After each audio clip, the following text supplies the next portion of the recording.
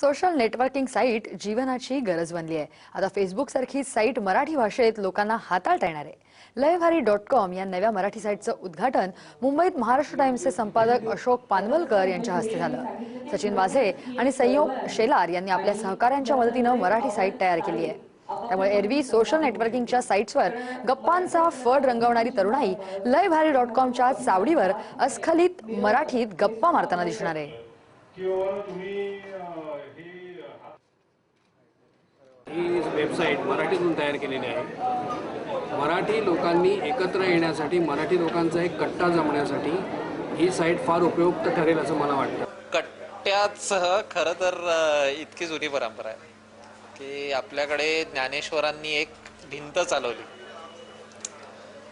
ती उडली आणि आता हा कट्टा सुद्धा उडणार आहे।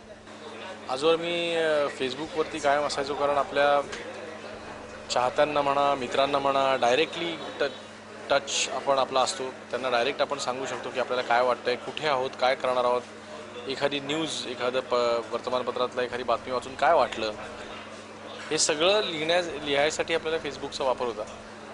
त्याच्यामध्ये एक कायम खंत वाटायची की आपल्याला हे सगळं इंग्लिशमधनं लिहावं लागतंय, आपण जे लिहितोय ते इंग्लिशमधनं वाचलं जाणार आहे। परंतु आता मात्र लयभारीवरती हे सगळं मराठीतनं आपण बोलू, मराठीतनं वाचू।